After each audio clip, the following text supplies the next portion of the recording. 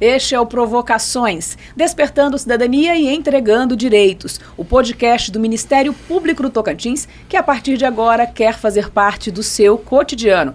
Fica com a gente, por aqui nós vamos ter conversas que falam sobre os seus direitos, que geram conhecimento, consciência e também ação. Eu sou Késia Reis e nesta temporada nós começamos falando sobre crimes contra a vida, os bastidores do Tribunal do Júri. Para falar comigo sobre esse tema, nós temos aqui o promotor de justiça, Rogério Rodrigo Ferreira Mota, que é coordenador do Núcleo do Tribunal do Júri do Ministério Público do Tocantins, e também conosco neste debate o promotor de justiça, Benedito Guedes, que também já atuou em diversos júris no Tocantins.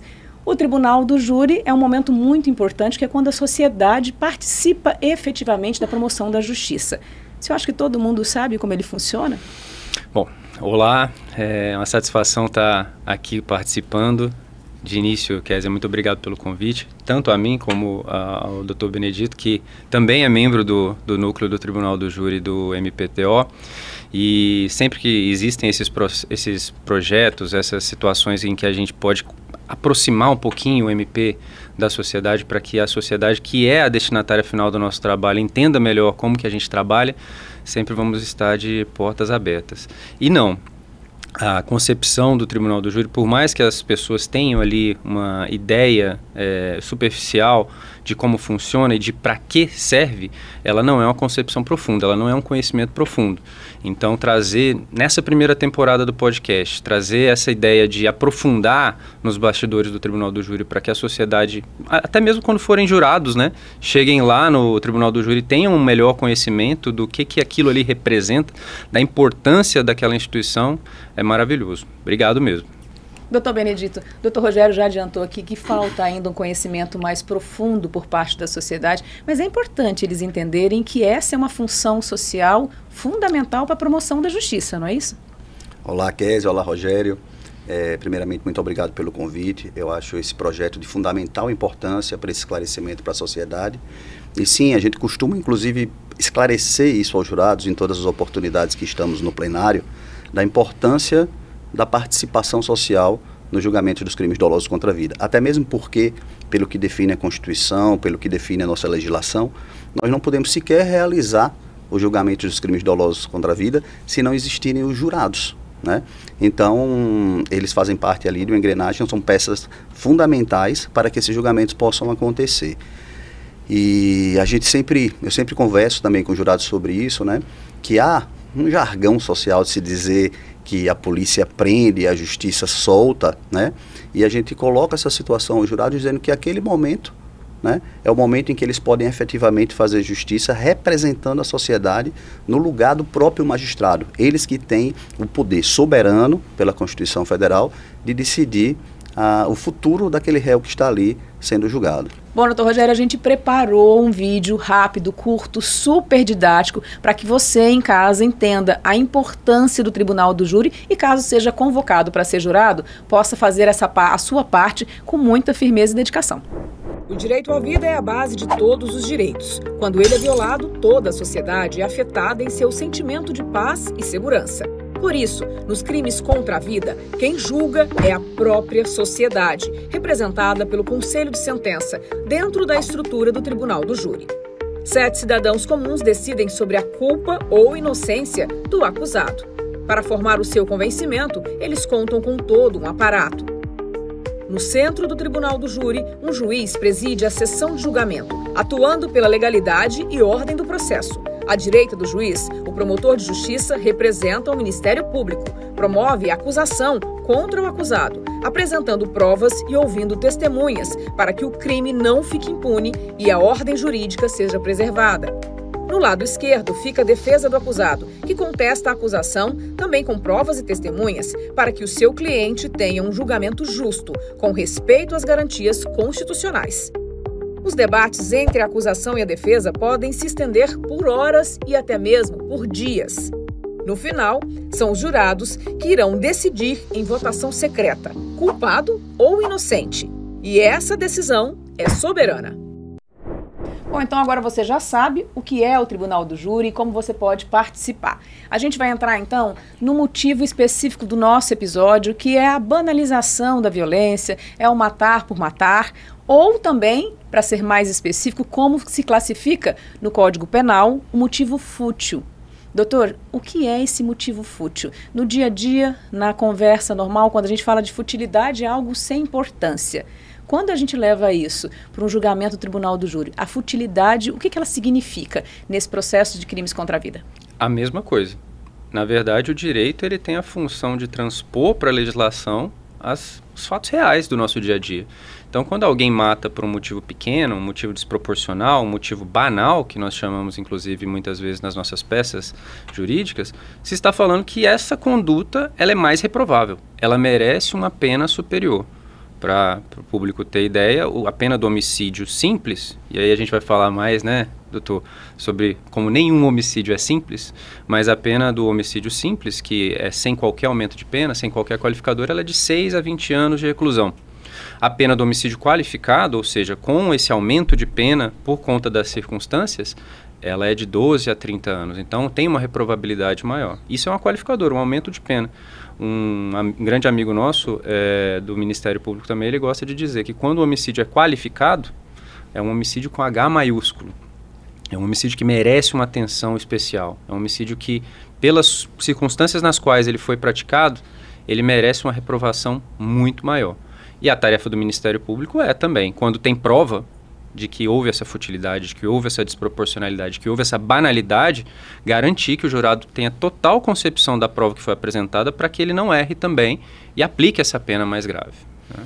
Doutor Benedito, a futilidade, como é que se prova ela? Porque, vamos pegar um exemplo aqui, a gente vê muita gente hoje em dia, está nervosa no trânsito, alguém buzinou a mais, né, uma discussão simples e a pessoa vai lá e acaba tirando a vida da outra. Isso se enquadra num processo de futilidade? O senhor pode explicar um pouquinho melhor para a gente, na prática, o que seria um exemplo de uma morte por futilidade? Com certeza se enquadra, né? Mas é importante a gente frisar, na linha do que o doutor Rogério estava falando, do homicídio qualificado e do homicídio simples, qual seria, né, antes de entrar nesse detalhe que você me perguntou, qual seria a implicação disso, além do aumento de pena? O homicídio simples, ele não se caracteriza como um crime hediondo, e o homicídio qualificado, ele se caracteriza como um crime hediondo. Isso daí teria que tipo de implicações? Vou citar uma apenas para que a população tenha conhecimento. Nós temos um instituto na execução penal que se chama progressão de regimes, né? E a depender se o crime é hediondo ou não, o índice para que ele possa progredir de pena é diferente. Ou seja, o índice para que ele possa progredir de pena no homicídio simples é menor e no homicídio qualificado é de 40% da pena, ele tem que cumprir para almejar um regime menos gravoso, né? Então já tem esse tipo de implicação, dentre outras que a gente precisaria de mais tempo aqui para falar. Agora, em relação aos motivos, né? Concretamente, quais motivações seriam fúteis? O legislador andou muito bem nesse sentido de colocar apenas motivo fútil, porque isso obviamente vai depender de uma interpretação, né, de quem está julgando, no caso jurados, para entender se aquela motivação é fútil ou não. A jurisprudência, né, a experiência, ela traz alguns exemplos clássicos do que seriam motivações fúteis. E certamente há várias jurisprudências no sentido de que uma mera briga de trânsito é uma motivação fútil, né? Porque ela seria absolutamente desproporcional. Você tirar a vida de uma pessoa simplesmente porque teve um desentendimento de trânsito, né? Mas dentre outros exemplos que nós poderíamos citar aqui, quando a gente fala, por exemplo, o marido que chega em casa e começa a discutir com a mulher e mata aquela mulher porque ela não preparou a refeição dele ou porque não lavou a roupa dele. Ou ainda numa briga de boteco por jogo de sinuca, uma briga de uma aposta de R$10 ou de um valor pequeno ali, briga porque não pagou a cerveja, ou não pagou a conta, ou não quis rachar a conta num bar, né? Então, são coisas realmente pequenas, né, que caracterizam o motivo fútil. Mas assim, não haveria como a gente esgotar aqui as motivações fúteis, porque sabiamente o legislador deixou para que houvesse essa interpretação, porque as motivações do crime de homicídio, elas podem ser milhares. O que eu gosto sempre de deixar claro, quando a gente está realizando sessões do júri para os jurados, e aqui é uma oportunidade de a gente conversar com jurados em potencial e também com a sociedade que é a destinatária da decisão dos jurados, É que essa futilidade ela não pode partir de um pressuposto de que a gente tem que levar em consideração de forma comezinha as particularidades do indivíduo. Deixa eu explicar melhor. A gente tem que nivelar por cima. Nós não podemos considerar, por exemplo, mas o cidadão ali, ele é de baixa renda, ele não teve muita instrução, então o que é fútil para você, o que é fútil para ele pode ser que não seja fútil para você. Eu compreendo essa situação das diferenças entre as pessoas e como que nós atribuímos significado de forma diferente para as coisas. Mas nós temos que tratar o tribunal do júri, a legislação penal e a forma de punir as pessoas pelas condutas graves praticadas, nivelando por cima. Então nós temos que ter em mente o que nós almejamos de sociedade. O que nós almejamos que no futuro seja considerado fútil. E uma briga de bar, uma briga por ficha de sinuca, uma briga por uma situação de trânsito, não é a sociedade que a gente está querendo construir, considerar aquilo mais leve. É a sociedade que nós queremos construir e considerar aquilo mais grave. Então o motivo fútil, por mais que não tenha como exaustivamente trazer aqui para o programa todas as situações que vão caracterizar, ela passa por um senso crítico do jurado que vai trazer o raciocínio de que sociedade que eu quero na qual isso seja considerado pequeno, né? Eu quero viver numa sociedade em que, se o cidadão tiver pouca instrução, ele brigar no bar e matar uma outra pessoa é normal? Ou eu quero viver numa sociedade que, independente da escolaridade, independente da instrução, independente dos recursos financeiros, brigar no bar é algo que não se admite? Eu acho que esse é o raciocínio que o jurado sempre tem que fazer. Como que é esse trabalho, também dito? Os dois, na verdade, né? Os dois têm muita experiência com o Tribunal do Júri. Como é que esse trabalho... Ele tem, Depois ele vai contar pra gente quantos júris já fez, né? Bom, mas como é que é o trabalho do Ministério Público? Porque o Ministério Público está ali para fazer esse processo da acusação. Como é que ele faz para dar esse, já que é uma interpretação, para que o jurado entenda de fato que aquilo foi fútil, que aquilo não era motivo, aliás, não existe motivo para se tirar a vida de ninguém, né? Ótimo. Essa é uma concepção que deveria permear todo julgamento de homicídio. Mas não existe. Mas assim, que isso é um agravante, que aquilo realmente passou de todos os limites.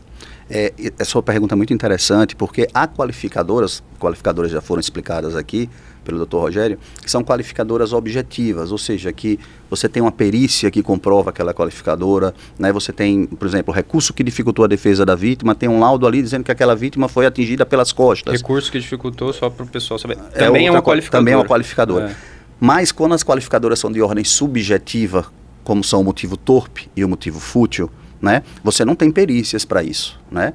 Então, há necessidade, primeiro, que o promotor de justiça acompanhe, né, toda a persecução penal desde o inquérito policial, que ele faça uma boa instrução desde o sumário de culpa, que é a primeira audiência judicial que ocorre no procedimento do crime doloso contra a vida, e sistematicamente essa qualificadora do motivo fútil, como se trata de ordem subjetiva, ela de fato vai ser comprovada por meio de depoimentos testemunhais ou até mesmo pela própria vítima, quando os casos são de tentativa de homicídio, que também são julgados pelo júri.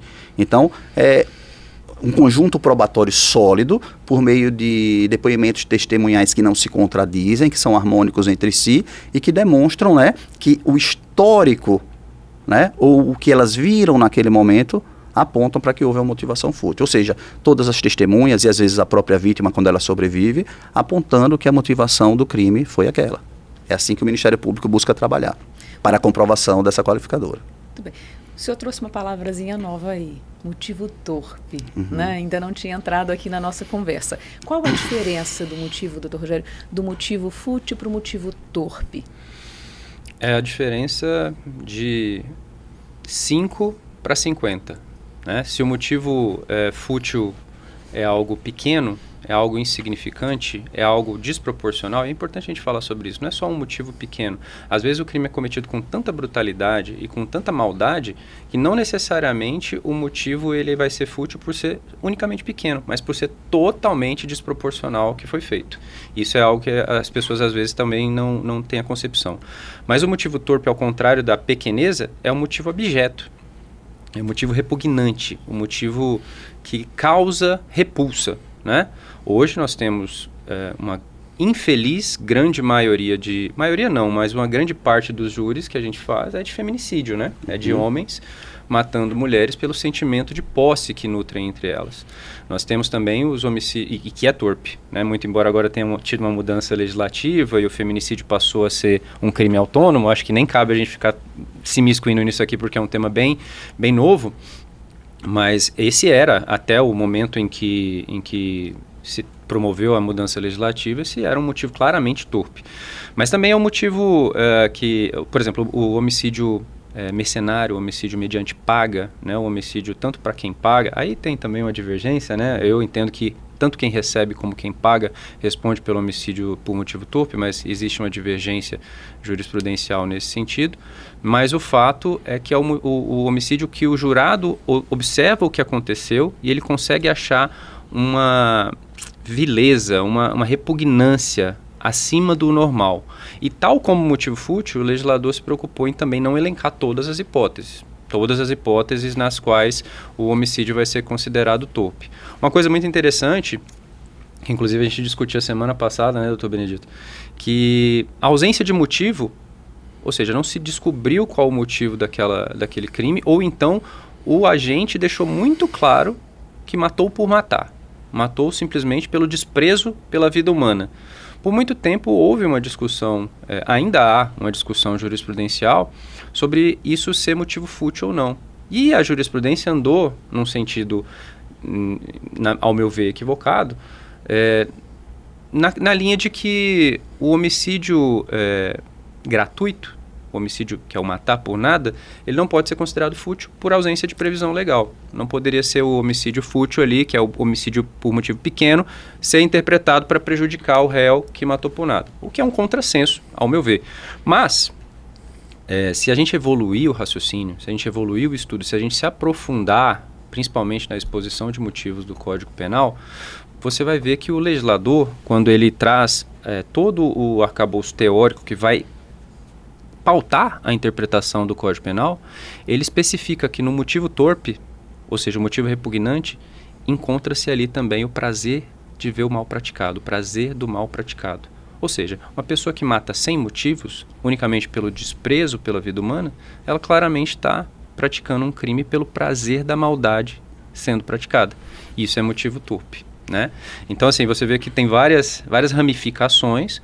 E, obviamente, cada situação vai ter que ser interpretada caso a caso. Cada situação a gente vai ter que interpretar conforme a realidade daquele processo. Mas existe uma diferença bem gritante entre o que é torpe e o que é fútil. E que muitas vezes, para os jurados, até para operadores do direito que estão iniciando aí nessa trajetória de trabalhar com os crimes contra a vida, as linhas se confundem. Mas para quem já tem um pouquinho de experiência, se torna muito claro que é importante fazer essa diferenciação já no momento em que a persecução penal vai ser iniciada, ou seja, no momento do oferecimento da denúncia. E a importância de se fazer essa diferenciação, Rogério, na verdade era uma imposição legal, porque do jargão da hermenêutica jurídica, quando a gente fala sobre interpretação das leis, a gente diz que as leis elas não possuem palavras inúteis. E o legislador ele fez questão de diferenciar a qualificadora, porque também é o motivo torpe, do motivo fútil. Ele traz a qualificadora do motivo torpe no inciso 1, parágrafo 2º do artigo 121 e traz a qualificadora do motivo fútil no inciso 2º, parágrafo 2º do artigo 121, deixando claro que são coisas absolutamente diferentes, né? E então é importante, como o doutor Rogério falou, que a gente faça essa diferenciação, porque também para não causar uma confusão até na cabeça dos jurados no momento de eles julgarem. Porque, vou dar um exemplo aqui do que é considerado motivo torpe, guerra de facções criminosas que nós enfrentamos hoje, tanto nessas esses homicídios decorrentes. Eu acho que no Tocantins, né, Benedito, no Tocantins ainda não é a maioria dos júris que a gente faz, mas em vários estados do Brasil já é a imensa maioria dos júris que os colegas fazem. Né? E nesse tipo de situação, os jurados podem simplesmente dizer assim, não, mas a guerra de facção não é um motivo fútil, pequeno, né? E aí afastar inadvertidamente uma qualificadora por uma interpretação que não é bem explorada e explicada para os jurados, né? Mas eu acho bem interessante. Mas voltando ao motivo fútil, há uma outra situação que eu acho que é importante que a gente discuta aqui, Rogério, até porque há uma celeuma jurisprudencial nesse sentido, quando há uma discussão anterior, né, ao crime de homicídio. Alguns julgados diziam, isso vem sendo abandonado, ainda bem, né, que se houve uma discussão anterior à execução daquele crime, se eles brigaram antes, brigou antes, um momento de discussão, de briga antes do homicídio, essa discussão, essa contenda, ela afastaria o reconhecimento do motivo fútil. Porém, o próprio Superior Tribunal de Justiça vem, aos poucos, mudando um pouco esse entendimento e já acredito que ele venha se consolidando, que, na verdade, a discussão por si só, a discussão anterior ao início da execução do crime de homicídio, ela não afasta a qualificadora do motivo fútil. É importante se saber qual foi o motivo que ensejou aquela discussão. Claro. Né? E aí, nesse sentido, sim, houve a discussão, ok, mas qual foi o motivo? Foi um motivo de só menos importância? Foi uma dívida de R$10? Foi porque a mulher não lavou a roupa? Foi porque a mulher não fez a comida? Foi uma briga de sinuca? Se foi isso que ensejou aquela discussão, se a motivação que deu início à discussão anterior ao crime de homicídio, ainda assim, essa motivação é fútil. Doutor Rogério, o Ministério Público dentro do Tribunal do Júri, ele não é só um mero acusador, né? Às vezes as pessoas fazem... Essa avaliação, o Ministério Público é aquele que acusa, ele quer a condenação a todo custo. Mas, na verdade, é a representação social pela defesa da vida. Sim. Né? É isso? Como é que o senhor avalia a importância do papel do Ministério Público dentro dessa defesa da vida, dentro de dar pelo menos à família da vítima o direito, né, de ver a pessoa condenada, para não se passar pela impunidade? Eu, com todo respeito a todas as importantíssimas missões do Ministério Público, eu entendo que essa é a nossa missão mais importante, a defesa da vida.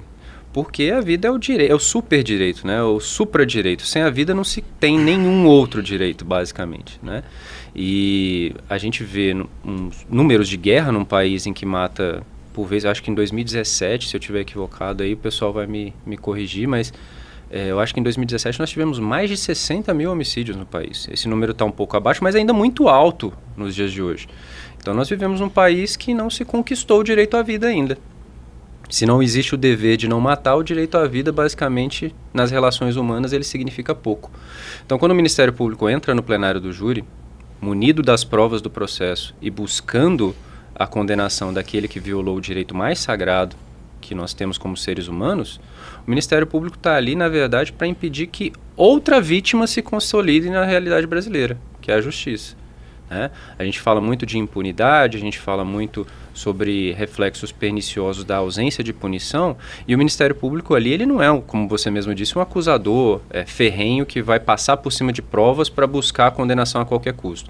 Nós somos promotores de justiça, nós temos que deitar no fim da noite na nossa cama e ter a consciência tranquila do trabalho bem feito, o trabalho pautado em provas. Nós vencemos o Ministério Público e a sociedade num tribunal do júri quando nós conseguimos fazer a justiça, efetivamente com base na prova dos processos. Então não vai ter invencionice, não vai ter invenção de testemunho, não vai ter interpretação equivocada de laudo. Se o Ministério Público não conseguiu passar ali por intermédio do seu promotor a visão da sociedade para que os jurados tomem a melhor decisão, não vai ser por falta de ética ou falta de compromisso. Vai ser por uma falha eventual que nós somos seres humanos também e podemos cometer. Rogério, né? Eu costumo dizer nessa linha de raciocínio que o compromisso do Ministério Público, ao contrário da defesa, e aqui eu falo com todo respeito, porque cada um faz o seu trabalho, a defesa tem um compromisso com o réu. Né? Se for um advogado, ele assina um contrato com o réu. O Ministério Público não. O Ministério Público tem um compromisso com a sociedade. Né? Eu costumo sempre dizer aos jurados que o próprio nome do nosso cargo, promotor de justiça, ele indica que nós devemos promover a justiça e não um justiçamento, uma vingança. Então, na linha do que o Dr. Rogério falou, nós só podemos fazer uma acusação quando nós estamos absolutamente embasados em provas. Não há qualquer interesse do Ministério Público em se condenar o inocente. Pelo contrário, né? Nós estamos ali para promover a justiça. Na maioria das vezes nós pedimos a condenação no plenário do júri, sim, porque o próprio processo do júri ele passa por vários filtros até chegar ao plenário. Então nós já temos provas ali concatenadas muitas vezes que a população nem vê. O Ministério Público, já lá na série do inquérito policial, ele pede o arquivamento e aquele processo nem tem andamento. Ou ao final do sumário de culpa, que é aquela primeira audiência judicial que nós falamos aqui, o Ministério Público pede a impronúncia para que ele nem vá ao plenário. Então, via de regra, quando o Ministério Público pede para que esse processo seja julgado em plenário, é porque ele já está bem convencido das provas que estão ali. E mesmo assim, num novo estudo que deve ser sempre meticuloso, né, por parte do promotor de justiça, ele ainda tem a possibilidade, eu digo até a obrigação como promotor de justiça, de não, entendendo que as provas são contundentes, em plenário do júri pedir absolvição do réu se não estiver convencido da materialidade da autoria, né? Então acho que isso é bem importante. Esse gancho é interessante com algo que a Kézia mencionou, que é assim, um mero acusador, né? O Ministério Público não pode ter essa visão da sociedade de mero acusador, eu concordo. E para você ter a noção de como que às vezes é tratado o Ministério Público nas notícias, nos foros, pelas pessoas quando conversam sobre a gente na função criminal, existe, a acusação pediu tal coisa, o órgão de acusação pediu tal coisa. E é interessante porque eu faço a interpretação, eu proponho inclusive essa interpretação diferente, que é o seguinte: nós não somos um órgão de acusação, nós somos um órgão legitimado à acusação. É dizer, em determinado momento, durante a evolução histórica do Ministério Público, se chegou à conclusão de que vai ser, na área criminal, né, vai ser um órgão responsável pela acusação quando a acusação é devida. Quando existem provas suficientes para aquela acusação. Só vai existir um órgão, no nosso país é assim, né? Só vai existir um órgão responsável, legitimado à acusação. E qual que é o fundamento jurídico e social por trás disso? Que não interessa ao Estado brasileiro ter um inocente sendo processado.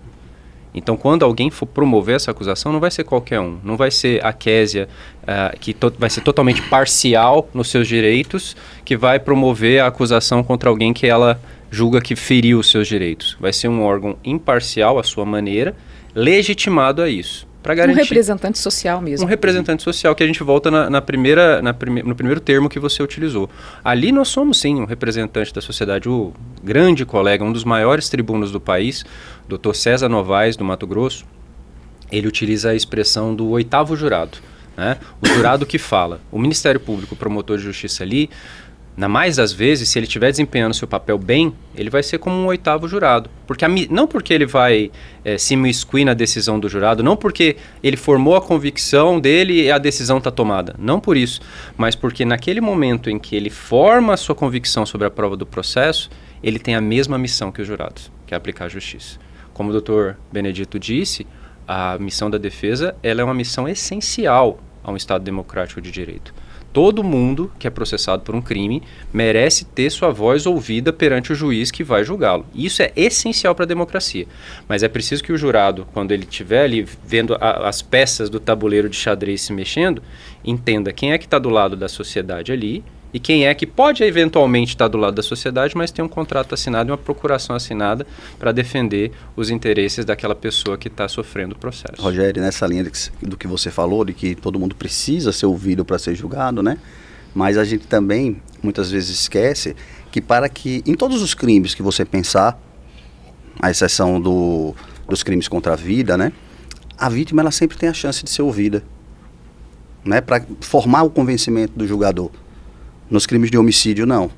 Quando eles são consumados, evidentemente. E quem é que vai representar a voz da vítima no tribunal do júri? Quem é que vai trazer a versão da vítima para o tribunal do júri? Aliado, claro, a todos os outros elementos do processo. E de forma isenta, né? E de forma isenta. Sempre é o Ministério Público, né? Porque ela sempre foi calada antes do julgamento. Então, a voz da vítima no plenário do júri sempre é o promotor de justiça. E isso nunca vão conseguir tirar do promotor, né?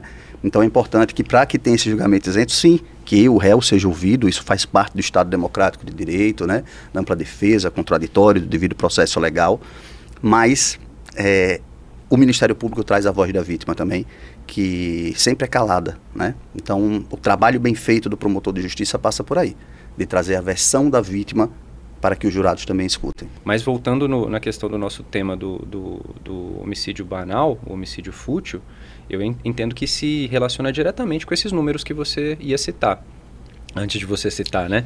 Porque se nós temos pessoas matando por pouco, se nós temos pessoas matando por nada, às vezes, se toda briga de trânsito gera um um homicídio em potencial, antes do podcast a gente conversava no bastidor, né? Quer dizer, você falou assim, eu não buzino o meu carro mais, eu não buzino. Eu não buzino o meu carro porque eu não sei o que vai ter ali do outro lado. E realmente, eu fiz uma viagem com o Benedito, em que eu ficava bravo no trânsito e ele falava no banco de trás, não, relaxa, não faz nada. É o melhor, né? Com certeza. E o que é totalmente incompatível com a conduta dele, inclusive, né? Porque é a pessoa mais... Só no plenário. A pessoa mais brava que eu conheço. Mas assim, se você tem um homicídio em potencial, se você tem uma ameaça à sua integridade em potencial por situações banais, se um bêbado num bar reclamou da ficha de sinuca que eventualmente estava na mesa dele e ele atribui que você pegou, isso pode se transformar num homicídio e não vem a punição, aquele processo se desenrola por anos, e no final o jurado acata uma justificativa de eventualmente, já faz muito tempo, ele mudou de vida, ou então, nossa, mas isso aí não é fútil não, porque você tem que levar em consideração a situação psicológica, emocional que ele estava passando. Se você aceita essas justificativas para não aplicar a pena de acordo com o que é devido, você está estimulando a futilidade, a banalidade, a falta de motivos justos, se é que existem, né? Nunca vai existir, mas a falta de motivos que justifiquem, pelo menos para tirar essa qualificadora num julgamento pelo Tribunal do Júri. O doutor Rogério também mostrou um outro vídeo de São Paulo e eu fiquei muito chocada, mas acho que é importante comentar. Recentemente, agora aqui em Palmas, no Tocantins, uma outra pessoa descarregou uma arma no meio da rua e você ouve uma terceira pessoa que estava ao lado vendo o crime acontecer e ela diz assim, bem feito. Eu me choco muito. É a banalização do mal. É a banalização, né, do mal. Quando você vê, e era uma voz feminina, né? Ela botava o capacete assim, bem feito, e ela foi embora para casa. Tipo, como assim? Mais uma terça-feira, né? Mais uma quarta-feira. Não, nada demais aconteceu aqui. E quando você vê a banalização do mal dessa forma, quando você vê pessoas se comprazendo ali, né? Com o que está acontecendo, eu entendo que existe também um problema social de visualização de valores civilizatórios básicos, né? Claro que existe. É a normalização, né, da barbárie, né? A gente hoje vive com essa normalização da barbárie no Brasil. E eu acredito isso muito à impunidade. Né? Tem uma questão social que é inclusive relatada pela literatura da diferença entre a interpretação de um homicídio entre países mais desenvolvidos e o nosso país, que é alguém matou alguém nos Estados Unidos, na Inglaterra, na Europa, se pergunta como? Como que matou? Matou com um revólver? Matou com faca? A primeira pergunta é essa. No Brasil, a primeira pergunta é por quê? Parte-se de um pressuposto que talvez aquela pessoa possa ter merecido o que aconteceu. E o outro tem o direito, né, de matar, né? A depender do que... Não, a depender eu vou julgar menos ou mais grave. Quando o valor, a vida, ele é o único valor inegociável. Uma vez eu participei... Nós temos um colega, né, do Mato Grosso também, o Caio Márcio Loureiro, ele tem um livro em que ele diz assim, a interpretação de toda a Constituição Federal, de todo o sistema, ele deve ser vida-cêntrico. O que é que ele diz? Toda interpretação deve visar a preservação da vida. Ela está na cláusula pétrea do artigo 5º, no caput do artigo 5º, né, na linha do que o Dr. Rogério falou. Se nós não preservarmos a vida, não tem por que a gente está lutando pelo meio ambiente, não tem por que a gente está lutando pela saúde. É o básico, né? É o primeiro, básico. É o que deve vir primeiro. Bom, e isso a gente vê nos números, a gente vê que a violência, a banalização, ela está crescendo. O Atlas da Violência de 2025, ele saiu recente e ele traz números, a gente levantou alguns aqui que são pontos importantes para serem discutidos. Nos últimos 10 anos, nós pegamos aqui 2013 a 2023, né? No Tocantins, em 2013, foram 349 homicídios. Em 2023, 419. Aí, no meio nesse intervalo, mais ou menos em 2016, foi o ano com o maior registro de homicídios. Foram 577. De lá para cá, houve uma queda, né? Agora, um número importante que eu queria trazer para vocês para a gente discutir. Dentre esses homicídios, a maioria, em alguns anos, em 2023 não chega a ser bem a maioria, mas é um número significativo, 159 em 2013 e 199 em 2023 eram de jovens entre 15 e 29 anos. E a grande maioria, aí, mais de 90%, homens. Esse é o raio-x, o homem morre mais, ele se envolve mais em conflitos, e muitos jovens... Sim, esse é um quadro... Né, essa é uma bandeira nossa. Essa é uma bandeira nossa, esse é um quadro da realidade brasileira, né? E muitas pessoas esquecem que lá na Constituição Federal, no artigo 227, se fala no princípio da proteção integral. Eu acredito que grande parte da população já tem ouvido falar isso quando a gente se refere a crianças e adolescentes. Porém, neste mesmo artigo, desde a emenda constitucional 65 de 2010, o termo jovem foi incluído nessa questão da proteção integral. Ou seja, temos 15 anos então já. Né? 15 anos, né? De que já era para o Brasil estar protegendo de maneira integral também o jovem. E quem é o jovem na população brasileira? Né? É aquela pessoa que tem de 15 a 29 anos, conforme o Estatuto da Juventude. E o que nós vemos ano a ano é que sempre a grande maioria das vítimas de homicídios no Brasil são jovens. Então, a gente percebe que esse comando constitucional ele não está sendo cumprido e a gente precisa pensar nesse sentido de avançar, seja pela aplicação da pena no tribunal do júri, seja por uma alteração legislativa de uma causa de aumento, de um agravante, de tornar mais grave o crime de homicídio cometido contra jovem ou crime violento de maneira geral, porque há um comando constitucional de que ele precisa ser protegido. E sempre que houve esse comando constitucional, seja contra outros públicos vulneráveis, outros nichos vulneráveis, houve um reflexo no Código Penal. Ou seja, quando se entendeu que a mulher era vulnerável em alguns aspectos no âmbito da violência, se criou a Lei Maria da Penha, que teve ensejo e reflexo no Código Penal. Quando se entendeu que o idoso era um público vulnerável, isso também gerou um reflexo no âmbito penal. Quando se entendeu que a criança e o adolescente eram também públicos vulneráveis, se criou um reflexo no Código Penal. Mas o jovem, ele reconhecidamente pela Constituição, é vulnerável. Existe um Estatuto da Juventude que busca preservar todos os direitos desses jovens. O Brasil é signatário de vários tratados internacionais se comprometendo a proteger os direitos dos jovens, ou seja, e o que nós vemos é um completo desprezo, né? Não há nada que agrave a pena, não há sensibilidade na aplicação da pena para que esses crimes tenham uma pena maior quando as vítimas são jovens. Então a gente precisa... Mesmo quando, pelos números, você está deixando bem claro que eles são as maiores vítimas dos crimes. No Brasil existe uma carnificina de jovens, vamos falar bem claramente isso aqui. E você pode observar que, na verdade, eles morrem mais, mas eles também estão começando a matar mais cedo. Sim. Sim, sim. Então, assim, há uma falta de amparo, de um modo geral, com relação ao jovem, porque ele está entrando na vida do crime mais cedo, e voltando para o nosso tema, muitas vezes ele se envolve em crimes de homicídio por pura banalidade. Se envolve no tráfico de drogas, né, que é multiplicador de outros delitos, inclusive de homicídio, e cada vez mais cedo eles estão sendo cooptados por organizações, facções criminosas e entrando no mundo do crime.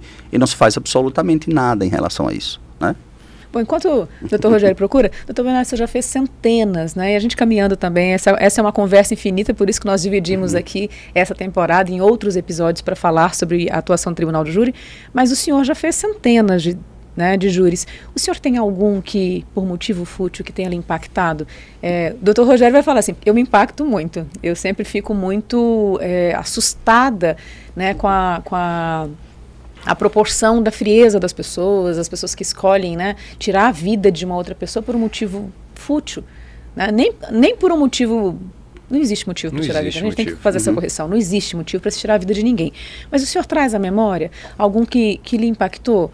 O doutor Rogério já cantou aqui que você já fez mais de 200 júris.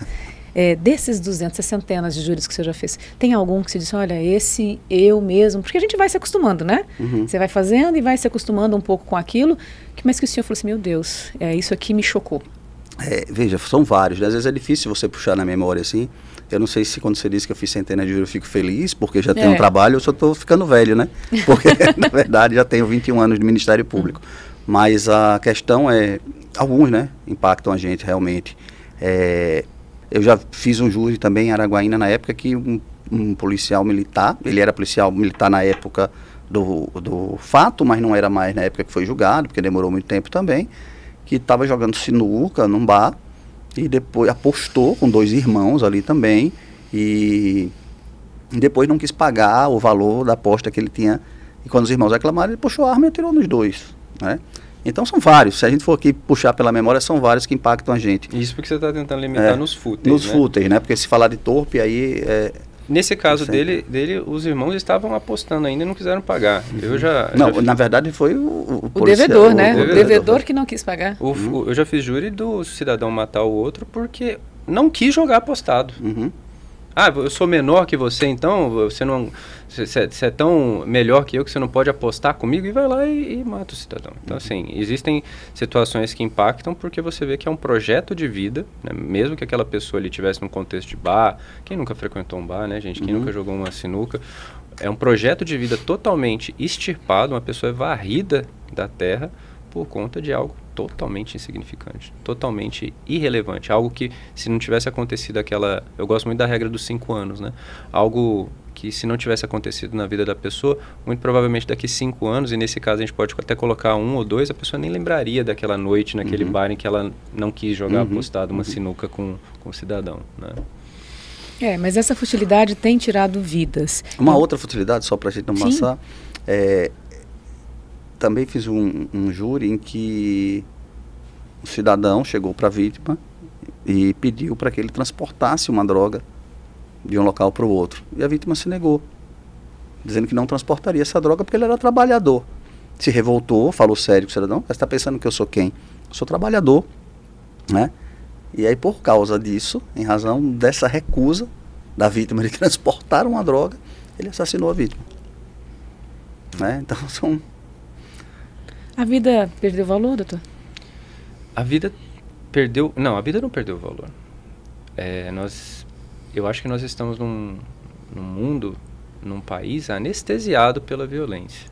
Mas eu, como cristão, jamais eu posso dizer que a vida perdeu o valor. E como promotor de justiça, também não.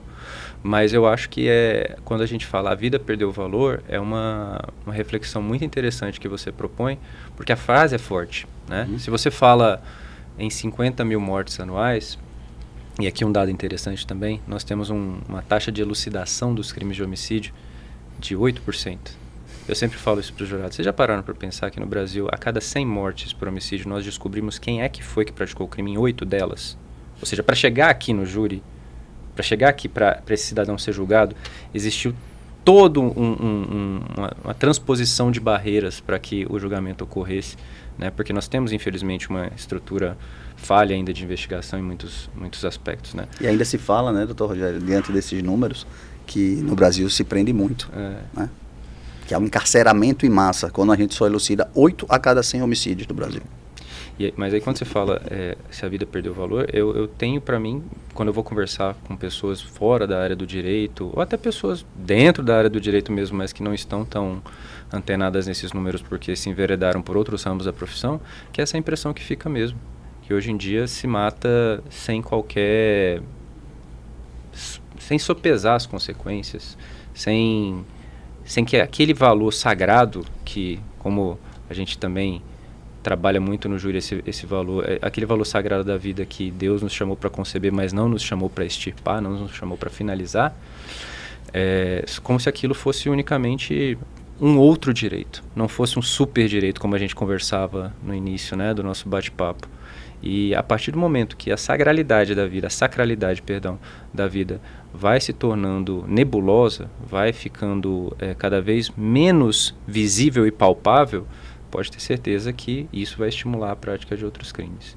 Eu acho que é uma reflexão muito importante e, infelizmente, é uma realidade que se mata por banalidades. Mas, por outro lado, cada vez que a gente vê a família da vítima numa sessão do Tribunal do Júri, olhando para o Ministério Público e tendo certeza de que ali não foi feita mais uma vítima além do seu ente querido, ali a justiça também não foi vitimada, ali a verdade não foi vitimada, e você não vai trazer felicidade, você não vai trazer alívio, você não vai trazer nada para aquela família, mas alento para poder fechar um capítulo difícil da sua história familiar, quando você vê que você conseguiu cumprir com esse papel, e esse é o papel do Ministério Público no júri, você tem esperança de que pelo menos dali vai sair um fiozinho, né? um fiozinho de esperança. Recentemente, o nosso Supremo Tribunal Federal venceu uma barreira que muito incomodava os promotores de justiça e as vítimas de crimes, de homicídio, que é o fato de que o acusado de um homicídio,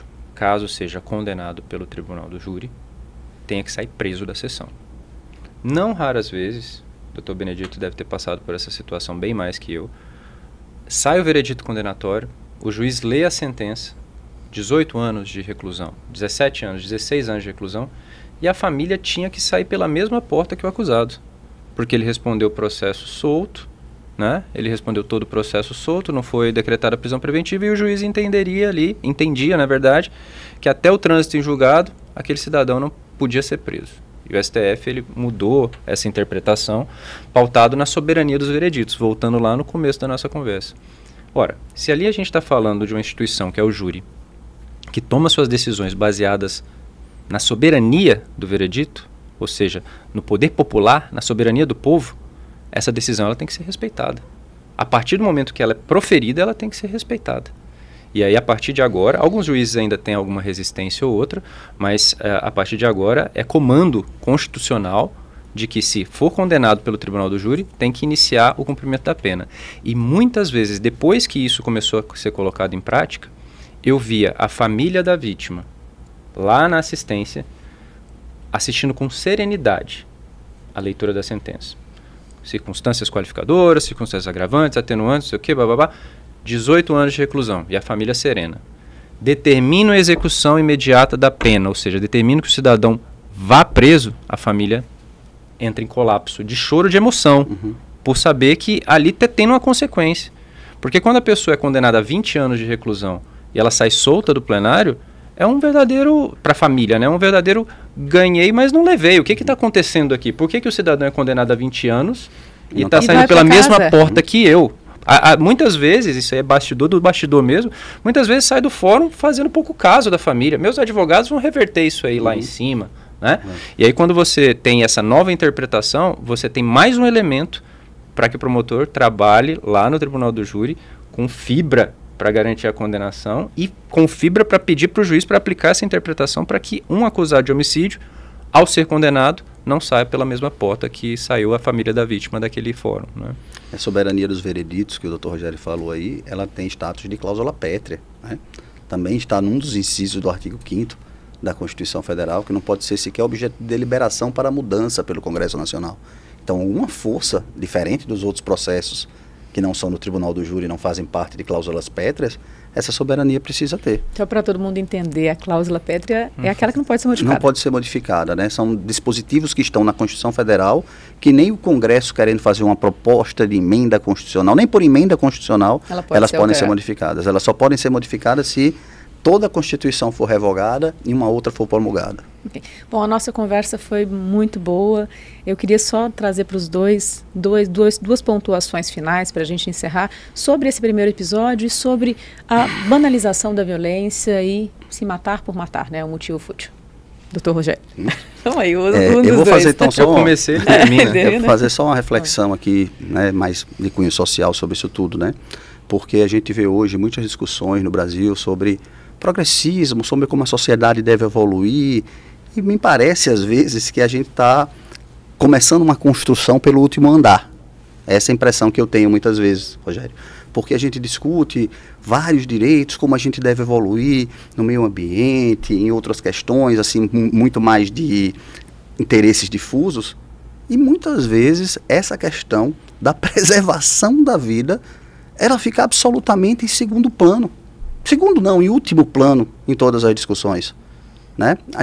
O básico seria o primeiro andar, né, da construção, que é a vida, para depois a gente discutir como a sociedade vai evoluir, como essa construção vai ser edificada nos outros andares. A gente não discute. É como se fosse uma construção sem o primeiro andar, o que seria impossível de fazer para uma sociedade civilizada. Então, eu acredito que a gente precisa cada vez mais discutir essa questão da criminalidade no Brasil, discutir cada vez mais, né, essa carnificina, essa impunidade estrutural, esse verdadeiro genocídio que existe com as pessoas no Brasil, por futilidade, na maioria das vezes, para que aí sim, depois que a gente resolver esse problema, a gente possa construir o nosso edifício. E por isso que eu fico muito satisfeito que o Ministério Público do Tocantins tenha iniciado esse projeto do Tribunal do Júri, com essa discussão que permite a gente fazer, né, um debate amplo e profundo sobre esse problema que tanto aflige a sociedade brasileira. Doutor Rogério? Bom, não sei como eu falo depois dessa reflexão tão bacana do Dr. Benedito, mas eu gosto sempre de lembrar o papel do Ministério Público, né? Muitas vezes no júri a gente ouve, né, Benedito? A gente ouve assim, olha, porque todo mundo poderia sentar nesse banco dos réus aqui. Todo mundo poderia responder por um crime de homicídio, então vocês têm que ter empatia pelo réu, imaginar-se na posição dele. E geralmente eu rebato isso com muita firmeza e veemência, porque eu entendo, primeiro, que a vítima é a protagonista do julgamento, e em segundo lugar, porque nós vivemos em países com esses números absurdos, que você já citou, e se existe uma probabilidade maior de alguém sentar ali, ou não sentar no caso de homicídio consumado, se existe uma possibilidade grande, uma probabilidade grande de algum dos jurados ou de algum membro da sociedade interpretar um papel ali no tribunal do júri, é sendo vítima. É muito mais provável que nós sejamos vítimas de crimes do que autores de crimes. Então a empatia que bom, né? Que bom. Que bom. Não, que bom. Que bom. Me expressei mal, né? Não, que bom não. Porque a gente ainda pode acreditar na sociedade, pode acreditar, né? na sociedade, né? Não que bom de ser vítima, mas que bom que, sim, é menos gente cometendo crimes. É um que bom no sentido de que os valores da sociedade ainda estão no local correto, né? Obrigada por me explicar. Vou fazer um corte aí e falar assim, jornalista do MP acredita... Não, eu entendi. Mas eu entendi. Mas a probabilidade maior é que nós sejamos vítimas, porque nós vivemos num país de pessoas boas, pessoas decentes, e pessoas que não se conformam com a criminalidade. Quando a gente fala de banalidade do mal, quando a gente fala de analgesia e pessoas anestesiadas em relação a isso, nós estamos falando, felizmente, aí agora a gente pode colocar, de uma pequena parcela da população. Lá no morro, lá nas comunidades mais carentes, lá nos lugares onde a gente vê muitas notícias de crime, vocês podem ter certeza que existe ali 90% de uma população refém daqueles criminosos. Não é uma população que compactua com aquilo. E aí, voltando, eu sempre digo que naquele local, o tribunal do júri é o momento do Ministério Público expor essa realidade para a sociedade. Se fala muito de argumentos extrajurídicos no tribunal do júri, pró-defesa, né? Empatia, clemência com o réu, julgar pelos seus valores e princípios. É função também do Ministério Público no tribunal do júri conscientizar a população de que ali ninguém vai sair da prova do processo. Ninguém vai ficar pedindo coisa para os jurados que não seja devido de acordo com a lei. Mas ali é momento de conscientização também e tomar a decisão baseada na nossa realidade brasileira, que é uma realidade é uma realidade que faz com que nós tenhamos que levar o crime a sério. E quando ele é cometido, punir eficazmente. Obrigada, doutor Benedito. Bom, e como eu disse para vocês, ia ser uma conversa boa, gerando conhecimento, gerando consciência para que a gente possa mudar as nossas ações e fazer da sociedade um lugar muito melhor. Então, fica com a gente e até a próxima.